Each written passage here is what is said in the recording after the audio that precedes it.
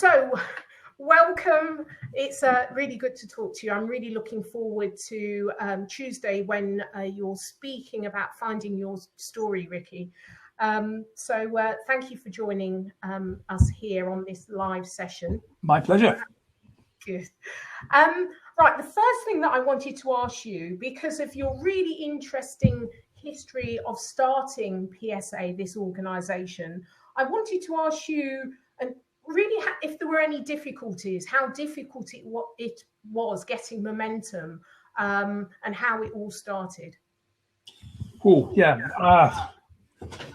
I mean, in actual fact, it probably took it did take about nearly 4 years to get the PSA up. I've been quite active in the life insurance. I was actively working in the life insurance industry. I was speaking about technology, and I'd been very actively involved also with the Institute of Sales and Marketing Management that had had a bit of a resurgence. Somebody I knew from the LIA had moved across, and I got involved with that. So I was speaking around the Institute of Sales and Marketing Management regions. I was speaking around the Life Insurance Association regions, speaking at most of their conferences and conventions on a regular basis. And it was really irritating me that most of the keynote speakers that were brought in were from America or from Australia.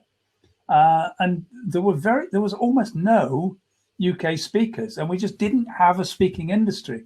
All of the bureaus were largely working with explorers, adventurers, celebrities, entertainers, some of the top business professionals, people like John Harvey Jones, and that was mainly what was going on. If you didn't have a name, you just didn't get onto the books for the bureaus.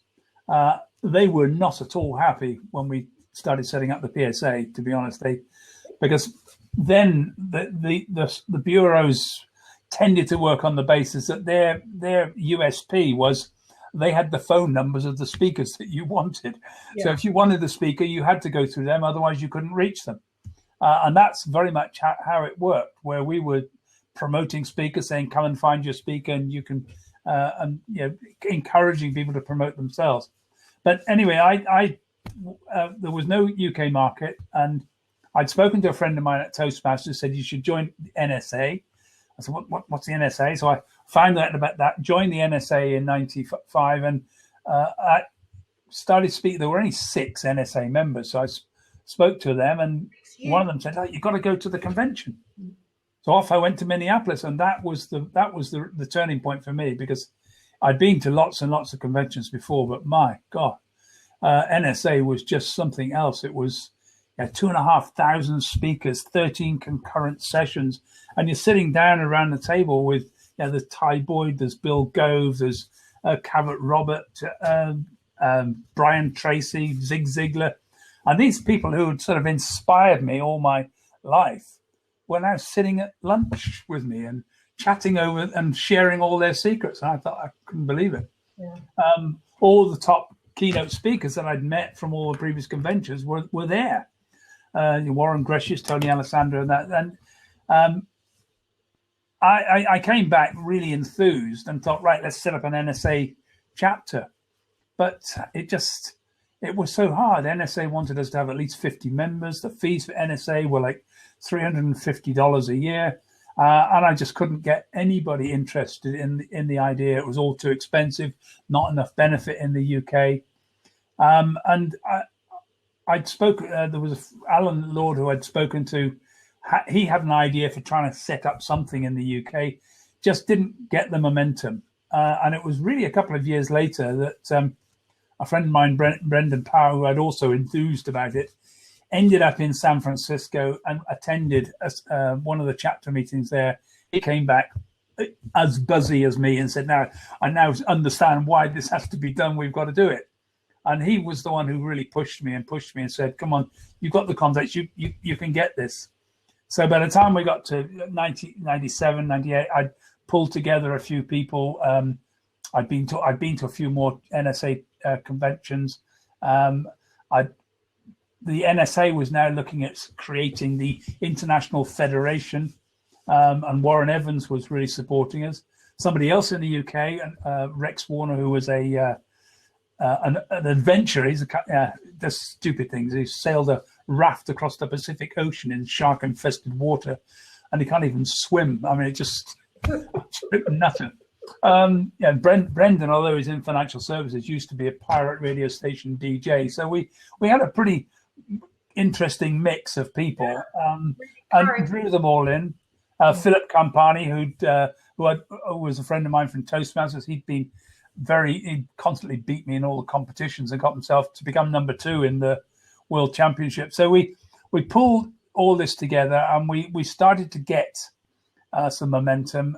We originally were going to launch in October 98, but timing just didn't work, and we missed the date. So finally we went for January 1999. Millennium Gloucester Hotel. We got 120 people to that first meeting. We launched it, and almost half of them signed up immediately on the spot. So that's it. We'd funded it just with the directors putting in a couple of years membership fees, but everybody joined. It was we said, right, you got 18 months for the first membership. They joined. The second meeting attracted some more. And I think we were up to about 120, 150 members by the time we got to the end of the first year. So once we got going, it wasn't very difficult to actually get other people interested, because it was like an idea whose time had come. Yeah, people needed it. There wasn't that support. There wasn't that way to get connected with people, and suddenly it was there. And if you speak to a lot of people like Nigel Risner and Paul, name's gone for a minute. There are quite a lot of speakers who will admit that the PSA is what set them off. Frank Furness was doing a few speeches then, joined the PSA, and by joining and getting connected into NSA, that's what launched him into being an international speaker. So a lot of top speakers now owe their careers to the fact that we got this going. Right. Yeah. I've got 1,000 more questions around this subject. I'm going to hold them off until Tuesday. Okay. Because there's a lot of questions I want to ask you about this, and really also the future as well. But I've got to hold that off because I've got another question for you. Okay. What was the attitude of some people when you decided to change gender? I would imagine that you got quite a variety of attitudes.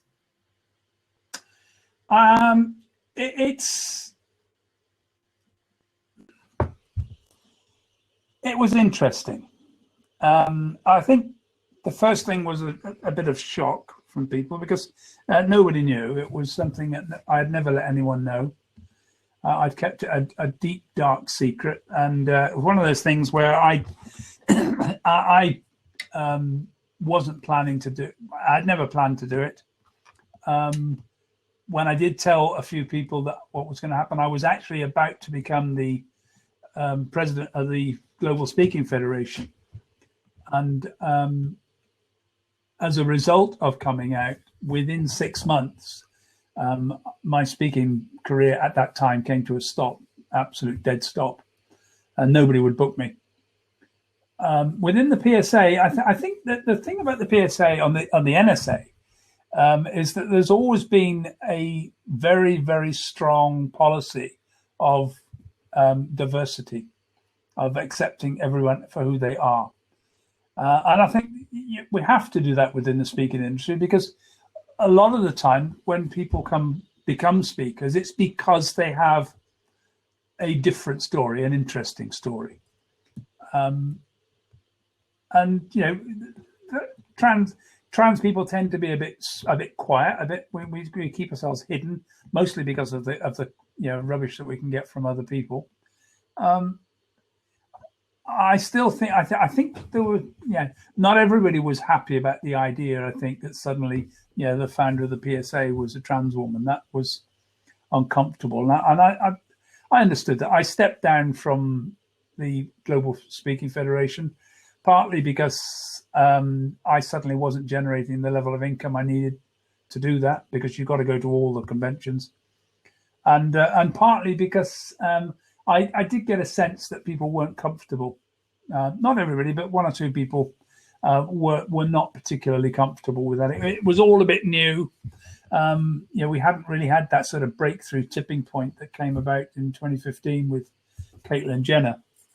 And I went off to university to do my degree, and by 2007, I'd become a social entrepreneur, and my speaking career, to a degree, I was still speaking, I was still doing a lot of training, but my speaking had largely sort of gone onto the back burner. It was very hard to get booked as a trans woman. It's beginning to pick up now, but I suppose I moved more into a field of doing training and keynotes and that whole diversity field, which is it's not the best paying marketplace, but it's one that's been very interesting. I've enjoyed the work I've done, so it's enabled me to survive. But my career would have been, I think, totally different, because I was a technology speaker at a time when technology was literally taking off. So for me, it was a quite dramatic shift of direction, and to a degree, I backed away and sort of went a bit quiet from the PSA for quite a while, because I had there were a few incidents that were uncomfortable, but that was me learning how to tread a difficult path. Yeah. I've done a lot of work in diversity.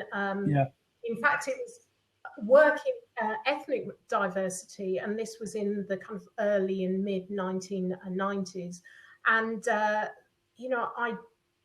think that the UK has gone back a good 20 years from perhaps 2000, when things changed greatly. But it seems to be that it's slowly coming back onto the agenda. It's mainly focused around gender rather than anything else. Female, women on boards, and all of that. But do you get a sense that wider diversity is coming back again? The conversation. I think so. The biggest problem that happened here, to be honest, was the fact that the Equality Act, which in the UK was the biggest driver for equalities, and I'd been very actively involved in contributing to the creation of that. In support, I worked a lot with the Equality and Human Rights Commission right there in the run up to to that becoming law. But of course, it got royal assent in May 2010.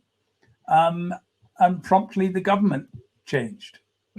So all of a sudden, the Equality Act was handed over to the Liberal Democrats and the Conservatives to implement, having been the flagship agenda for the Labour Party. And not everybody agreed with what was in there. There were people who didn't like some of the tools. So rather than sort of battle it, I think what they've done is just shoved it onto the back burner and just pushed it to the background and not allowed it to be a big issue. The Equality and Human Rights Commission was shrunk down to a fraction of its original size, so it no longer had the power to implement and to penalise companies for not complying with the Act. At the same time, I think what we're seeing now, we've seen this really nice program that Richard Branson and a few others are involved in. I've forgotten the name of that one now, but and they've done a little video which is really about businesses saying, look, LGBT inclusion is absolutely critical. And I think that's the change I'm seeing. I was reading Charlotte Sweeney's book the other day, and she's put a book together on inclusive leadership, and it's inclusion where the shift has happened. We've moved from equality and diversity into inclusion. Now, inclusion requires awareness. So helping people understand different cultures is helpful. The whole issue with terrorism, it hasn't helped. That's built up a huge undercurrent of bias here. And I noticed that. Even today, I've been on Radio Humberside this morning because a trans woman in Manchester was refused access to the female changing rooms in a Topshop store, complained, and Top Chef said, "Okay, fine, we're going gender neutral. All our changing rooms will be for everybody," and everybody's kicked off about that. So what's interesting is as we've dealt with the law, what we're now dealing with is the much more difficult challenge. How do you tackle acceptance? How do you tackle people accepting diversity? And that's a much, much bigger challenge. So I think that's why it's coming back online. People are beginning to realize that companies that have a very diverse staff that actually encourage and include people from all different areas actually are more profitable than those companies that don't. And that's what we're beginning to see, is that you can't ignore it anymore, because it's actually hitting the bottom line. And so slowly, and I think that's been the hard thing, slowly the large corporates are beginning to tackle it, especially those which are multinational, where they've got huge organizations in other parts of the world. So they've got organizations in Muslim countries, they've got organizations in Africa, and they can't allow anyone in any part of their organization to be discriminatory. It just doesn't work. So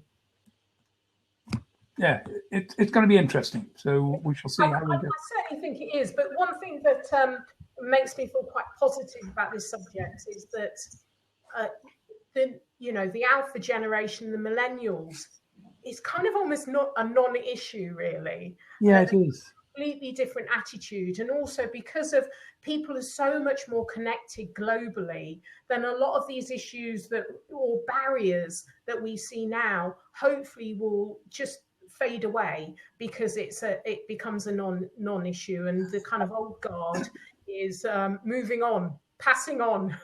No, well, I think you're right. I mean, in Hull, for example, when I moved to Hull in 2001, the BME community, the Black minority ethnic community, represented less than 2% of the population, and almost entirely was made up from Chinese families who owned the Chinese restaurants and Indian families who owned all the Indian restaurants, with some a fairly large Polish community as well, mostly because they'd come over here, around about the time of the war and didn't get any further.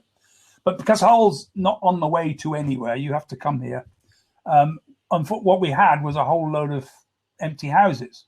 So when the Kosovo, the Balkan crisis started, suddenly loads of migrants came in from that. And then, they've been coming in from Africa, from the Congo. So all of a sudden now we've gone from 2% to 10%.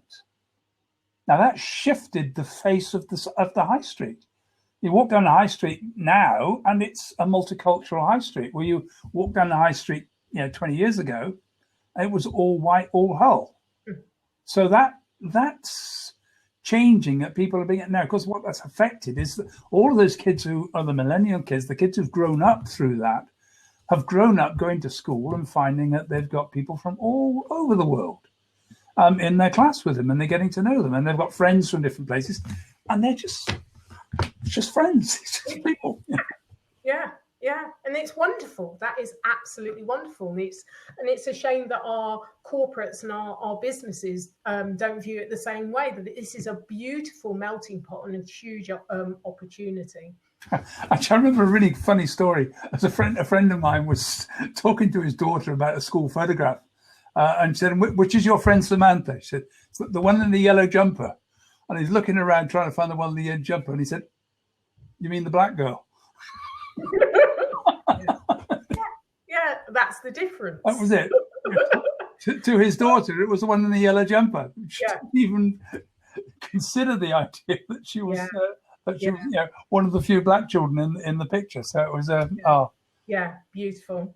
Right, I have to talk to you about speaking, because you've got 30 years of experience, and we've got to be real. And I think that the PSA as well has come round to understanding that actually it's only a small percentage of people that earn their money through keynotes. A lot of it's the consultants, the trainers, the coaches, the people that have the story, or the business owners. They're the ones that are actually the bulk of people that are actually speaking.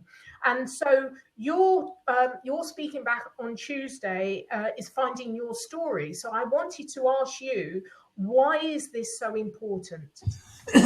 Well, yeah, do you know, I've battled with this one because people have been saying to me, "Oh, you should be telling your story," and I thought, no, and I wasn't getting that our stories are so important, and yet all of my speeches have always been full of stories. Now, one of the real success stories that I've seen within the PSA has been Richard McCann, and I've seen him speaking a couple of times, and he's nearby and local, so we know we've sort of become friends. But Richard has built himself up to be one of the most successful speakers in the UK. And he speaks an unbelievable. I couldn't even do his pace of speaking. I mean, my God, I keep seeing his notes on LinkedIn, and he's all over the country. He's just constantly mad dashing everywhere. But it's all based upon his story. And that's all it is. His keynote he's turned basically his story around. Initially, it was just about his story. Then, as he got more successful, it was, how successful I'd been, and now he's picked out the I can thing. So increasingly, I'm starting to look. So a couple of years ago, somebody asked me if I'd do something online on storytelling. I said, well, I've not really done anything on, but sure. And so I started studying storytelling and looking at it. And I've always been interested in writing. My partner's a writer, and I've started to understand just how critical storytelling is. And then obviously I've always been a big fan of TED Talks, and I started to realize that the success of the TED Talks is actually about, if you look at the very successful ones, it's always about stories. It's people with an amazing story to tell about something they've done, their achievements that they've had, something personal, where they've overcome some personal challenge. But you start to realize that the critical difference between a speaker and a trainer is that we have to have, as speakers, unique information. We have to have a unique presentation that nobody else can do.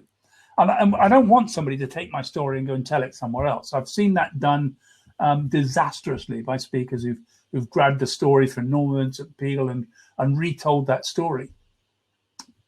If I tell my story, it's really, really hard for someone to take that material and retell it as if it's theirs. They can't do it. They haven't had that personal experience. They haven't been through that backdrop. And in any case, my story will come across with a passion and a connection that you cannot get if it's not your story. So that is what I've realized. And so the key for any speaker is to look at their story, at how their story works, and find the way to use that. So the thing I decided back when I changed my gender was because no one would book me because I was transgender. So I thought, right, what do I need to speak about so that people will book me because I'm transgender? Yeah. And that came to gender, because what I suddenly realized is as I changed gender, certain things were happening. I was beginning to notice the way women were treated and discriminated against that women didn't notice.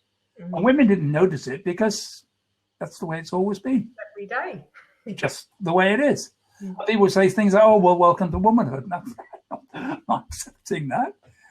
Okay, so, and also men say, oh, men don't have privilege. Well, when you've just lost it, they do. So I experienced the losing of that male privilege, that instant acceptance. And then I suddenly find people say, well, you're a bit aggressive. You're a bit, I'm thinking, oh, no. It's no different to what I was before. I never tried to play around my voice. I changed my voice. So I decided that was not going to happen. I just present a different way. And slowly people are beginning to accept that, okay, fine, it's okay for anyone to present any way they want. But I keep noticing these things about different ways in which women present. And it's because what's positive for a man becomes negative when a woman tries to copy it. What's positive for a woman becomes negative when a man tries to copy it.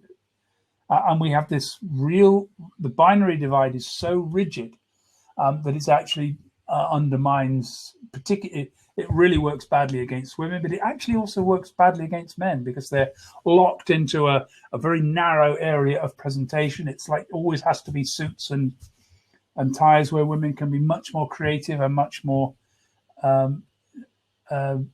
playful with the way they present.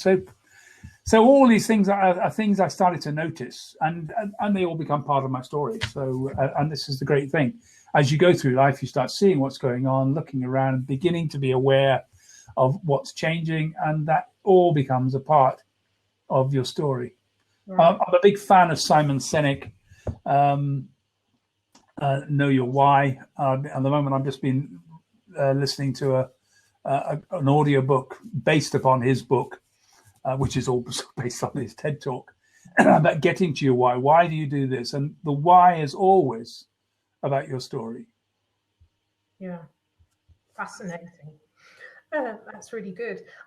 You your presentation you're doing on Thursday, you're talking about how you can use your storytelling to inspire your audience to change behavior. So I'm really interested about that. How do you use the story to change behavior? How does that work? That again, I don't want to sort of give too much away on my talk on this, but it's really about it's about your story tells us about how you got to where you are. Now, if you think about any story if you watch a movie, if you read a book, the key element to any story is conflict. That's the difference between a story and an anecdote.